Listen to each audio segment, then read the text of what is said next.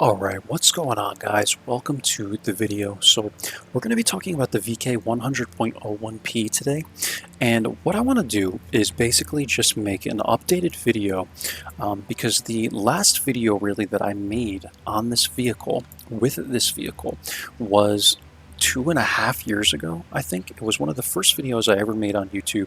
The quality was really bad, and honestly the example of playing this tank was really bad as well. I was kind of distracted at the beginning of the battle, and also there was an Oho shooting AP at me, so it really was almost irrelevant on how to angle this thing because I could have just drove straight at him. He didn't really have the pen anyway to pen anywhere in the vehicle.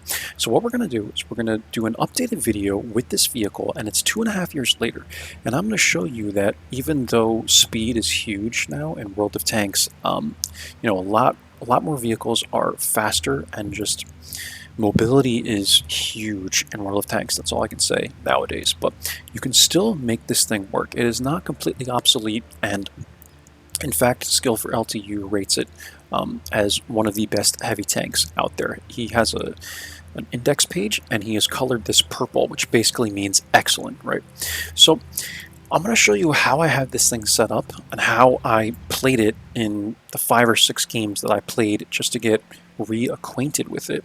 I'm not going to show you live battles because they're very, very boring because of the mobility on this tank. The mobility is lacking so much. It's only like 20 kilometers an hour forward speed. Yeah, right here, 15 reverse. And some of the games, like I tried to even make a live video, and the games were just so boring.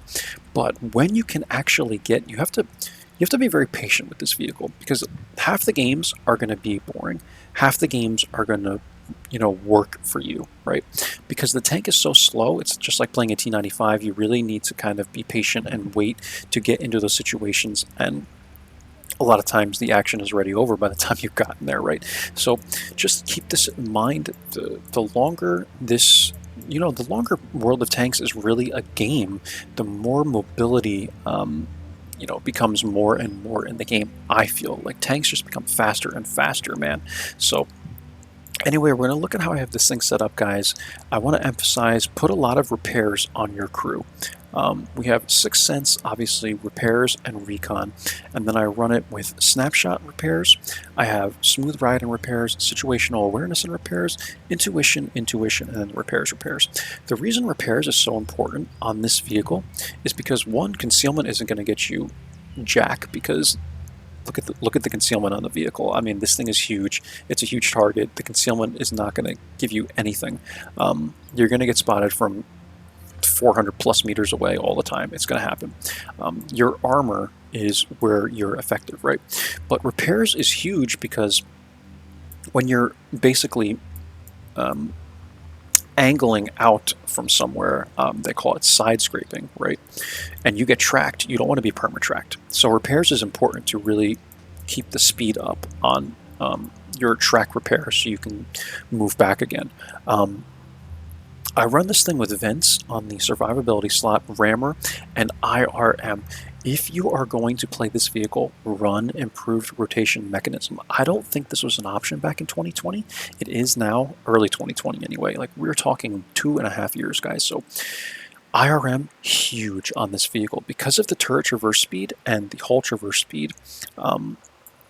Anything you can get to aid its, you know, massive slowness is really the only way I can put it, will very, very much help you in a game, in any battle with this vehicle. So I also run Vent Purge. We have rations here, and if you look, like, the accuracy, the aiming time for a heavy is not bad. The DPM is, it's mediocre, but still it's not bad.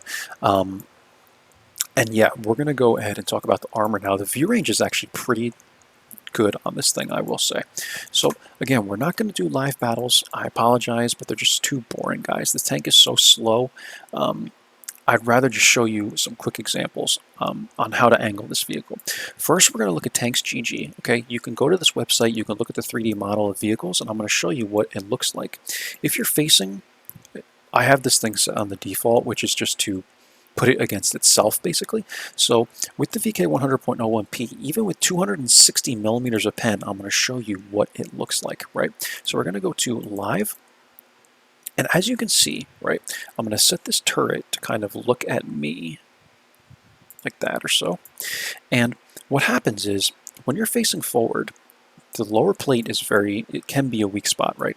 The turret is always going to be sort of a weak spot, though a lot of it is around 220 millimeters of pen, which is still incredibly powerful, right? At tier 8 anyway.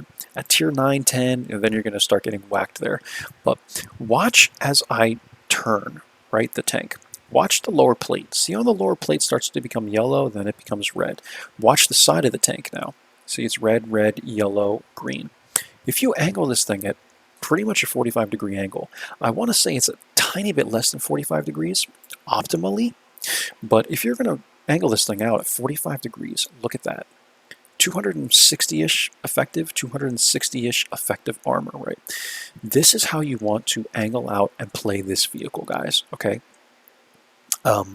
You really, really need to work on this vehicle's strengths because its mobility is so bad and its turning is so bad.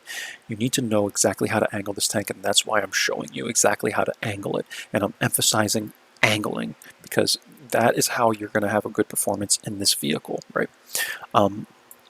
If you couple that with running recon and situational awareness like I have on the crew, you'll also get some spotting damage because you're going to have a lot of view range, right? And you'll be on the front lines, and you can, in a lot of situations, get the spotting damage for TDs that are sitting in the back.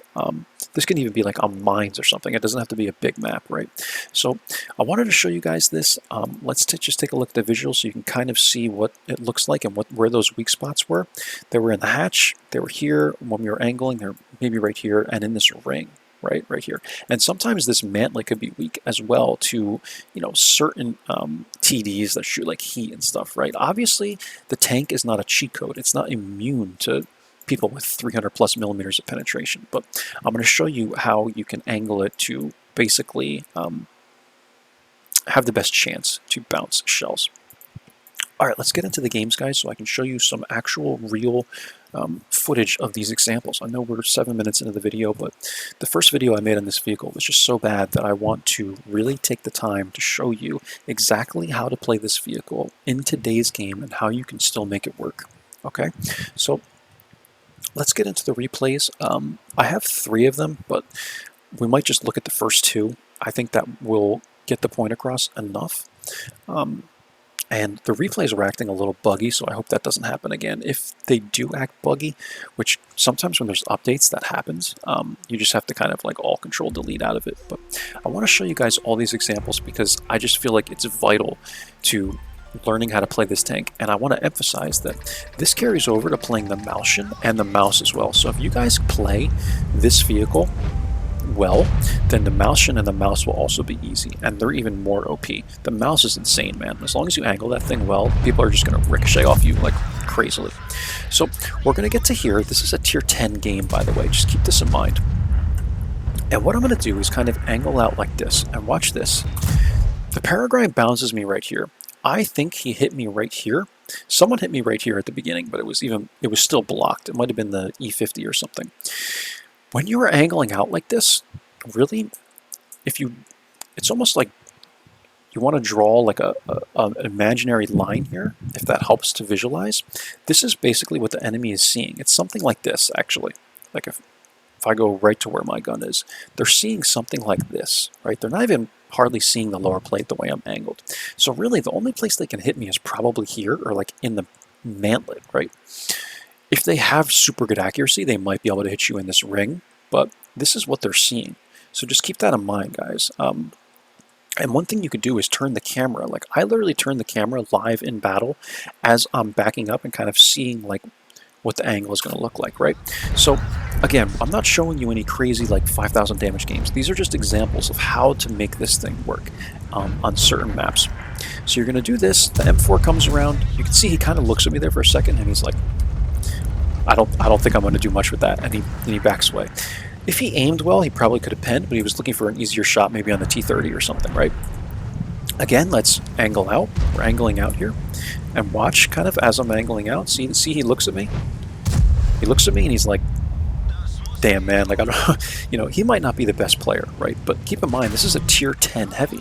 Now, the E50 hits me here, he's shooting APCRs. You can't see that because my camera's kind of blocking it, but he is shooting APCRs. This is a lot of PEM, and I think he hits me, like, maybe in the track or something, like, going up. Now, look at the way I'm angling here. You can see that I'm blocking the lower plate, right? AMX M4 hits me in the track. He shoots me right here just to try and track me. He doesn't really know where else to hit me, right? So again, this could be some inexperience, but I'm telling you, man, like, this thing is ridiculously OP at its tier with this armor. So I'm going to back up a little bit here, and again, we're going to kind of angle out like this at this angle. We shoot the Peregrine once, and now we're basically just finishing these guys up, right? I mean, it's 10-2, so this game is pretty much over. M4 is going to try and come around. He's really just looking for shots on the T-34 at this point, and there's not much else he can do. So that's pretty much it, guys, for this replay. We're going to come around, we're going to get one shot into the AMX, and that's really it. So let's go ahead and get into the next replay that I'm going to show you guys. And if this freezes again, it did this last time, we'll just Alt-Control-Delete right out of it. And just bear with me here, guys, because sometimes these replays get a little funky. So just grab this and that up, and we should be able to open this now, I hope. There we go. So if that ever happens to you, these replays, man, they get so buggy whenever there's a patch. I would say like 80% of the time they don't even work when Wargaming brings out a new patch, and I really wish they would do something about this. But if that ever happens to you, that's kind of the quick strategy to get rid of it. You actually have to go into details, not just the regular task manager. Go all the way into details, go down, find World of Tanks, close it out, man. Kind of annoying. But so I'm going to show you this one, and I think we'll leave it at that, guys. This video is pretty long already, but hopefully so far you've enjoyed the video and you kind of understand why I'm emphasizing what I'm emphasizing in this video, right? So we're going to be on mines on this one. And it's almost the opposite of the last game, right? I get overwhelmed completely. So I'm going to pull up here with the 112, and what I'm doing is I'm trying to find an angle on like the Karn or the Peregrine, right? Now look at the way, again, I'm angling. See how I'm angling at this like 45-degree angle? The Karn looks at me and he's like, it's basically like, excuse my French, guys, but it's a no shit moment, right? It's like, damn, dude, like I have no idea where the heck I'm going to shoot this thing. And that's what happens when you angle it, right? Now the T-32 also tried to take a shot. He like hit here or something, and it didn't, and he bounced, or maybe even under here, and he bounced. And this is the thing with this tank, guys. It's just, I'm telling you, this armor, especially at tier 8, is so freaking OP, man. So OP. So I'll show you this shot I get into the Caliban over here. He's pushing, and I already know, guys, like that I'm going to get overwhelmed here. All the heavies are here. Karn is camping here. Ferdinand is over here, so I don't have his support. Another heavy that we have is over here, and this guy gets racked. So I'm like, dude, I'm basically screwed. I'm by myself. And in this tank, I play a lot of light tanks, right, guys? So I know how to like remaneuver my vehicle to basically like go somewhere else and get better shots. You can't do that in this vehicle, man. Like, you need to just hold your ground for as long as you can. You cannot run away in this tank. You just can't. It's too slow, right? So what I'm going to do is kind of come back a little bit. I might be able to get behind this rock, maybe. I'm going to angle here. I'm going to get a shot in here, into the Karn here. And then what I do is, right before this guy shoots me, did you see how I angled here to kind of get more armor, more effective armor from the lower plate, right? And it threw this guy off. He, again, didn't really know where to shoot me. And he's shooting APCRs. I know, again, you can't see that because of the camera, but he's shooting APCRs, right? So now I'm going to sit here like this, and by doing this, you can now see much easier what I'm describing when I talk about the angling. Like, if you see just like this, you can see like how I'm covering the lower plate, and even some of this top commander's hatch is going to be covered, right? So this is the perfect angle to face people like this. Now again, this thing isn't a cheat code, right? It's not going to block everything that you throw at it. So once people start getting over here and they're able to hit my side plate, well, that's unfortunate. But I'm going to show you how you can basically, even if what I'm telling you only helps you enough to get like one more shot off when you get pressed, that's another 440 damage, guys, to add to your score. So that's what I'm saying. Even if, you know, you get only one more shot off, just because of what I'm showing you here, I would be happy with that, right? So in this game, really, what I'm trying to emphasize is like I already have 1355 damage. If I didn't know how to angle this thing, I could have ended with 800 or something, 900, right? So that's just my point there. We're able to get another shot into the Peregrine, and now where this becomes ineffective, right? You can literally see the Peregrine or the T-32 shot. There's no way he's going to hit me from here. But these guys all got me right here because now I'm at an angle, and the Caliban is shooting AP. So I want to note that the Peregrine is not shooting gold. But they're able to get shots into here because at this point now, like I'm trying to stay safe from like the T-32, but these guys are further over from my angle, basically, right? So now I'm at too much of an angle for them, and yeah, this is just going to go right through.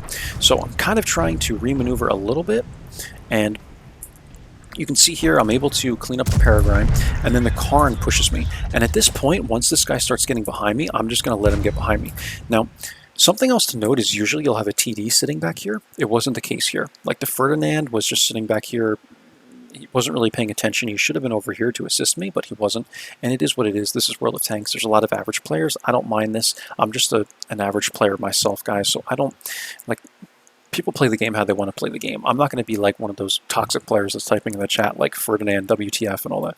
Like, he's playing his own game. I let him play his own game. But what I'm going to do is actually just back up straight into the Karn, because at this point, I want to try and get a shot at the T-32.